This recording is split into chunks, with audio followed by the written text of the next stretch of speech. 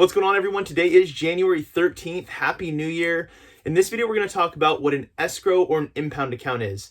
With first-time home buyers, this is probably one of the longest and more detailed conversations I have because it's really confusing. And the reason it gets confusing is we hear the word impound, and the first thing that comes to my mind when I hear impound is someone's taking my car away. Sounds like a bad thing to do.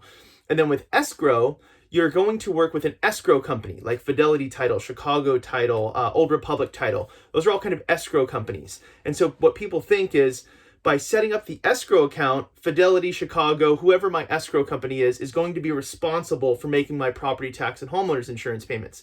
It's not really the case. Think of escrow as meaning someone's holding on to money or managing money for you. That's what escrow means. So when you have an escrow account, your mortgage company, your mortgage servicing company, the person who provides your mortgage statements is the one who is responsible for holding that money for you to ensure that your property taxes and homeowners insurance payments are made on time.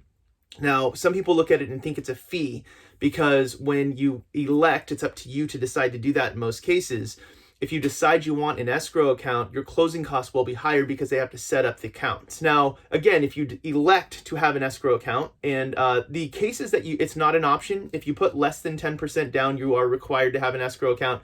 And if you're using either an FHA or a VA loan, you're required to have an escrow account. Outside of that, it's up to you. Now, there's pros and cons to this idea. Personally, it's my favorite thing to do because I love setting up auto pay and never having to think about writing a check for property taxes. So on $1 million home here in the Bay Area, let's just say that the average tax rate's about 1.25% for property taxes. So on $1 million home, that would be $12,500 a year. Well, taxes are due in February, late after April 10th, so they give you a window of time to pay them. And then they're due again in November, late after December 10th.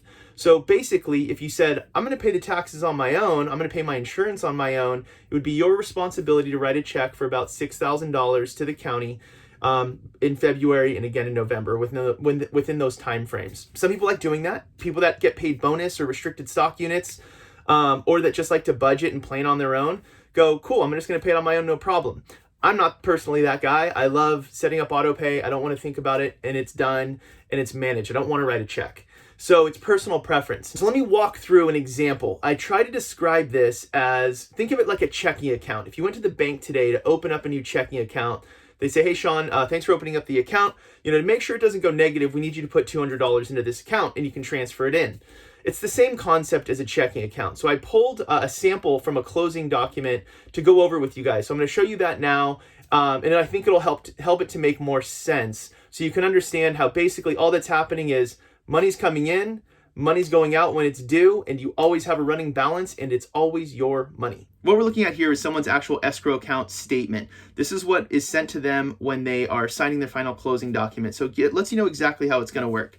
So basically what you see here is for this person, their total monthly payment was going to be $3,070, of which $2,044 was principal and interest. So what that means is $2,044 of their total payment is going to their mortgage, principal and interest. And $1,025.96 will go to your escrow account. So what that means is $1,025 of their total payment is going into their escrow account every single month. So think of it like an auto pay from your paycheck. It's being deposited automatically to their escrow account. So if we look at the schedule, you'll see that the initial deposit was $6,595.74.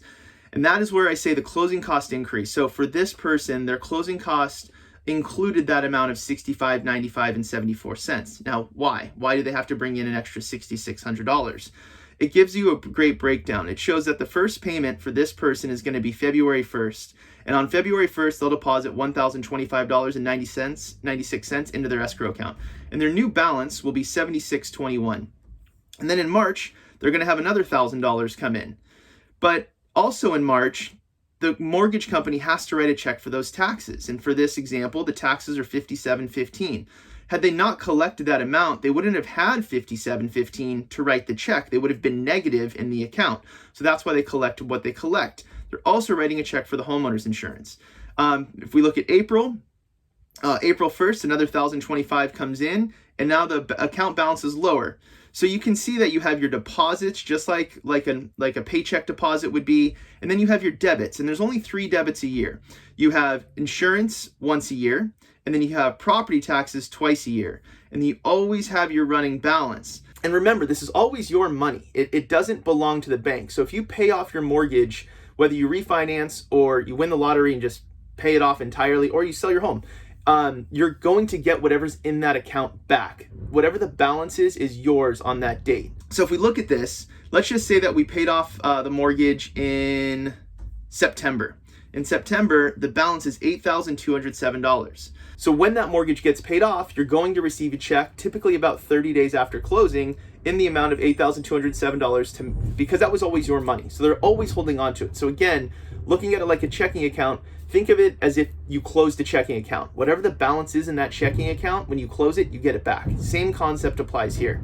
So I hope this is helpful. I hope it helps to make more sense of what an escrow or an impound account is. If you have any questions, comments, or concerns, feel free to leave comments here, or you can call, email, or text me anytime. Thank you so much, and I'll talk to you soon. Cheers.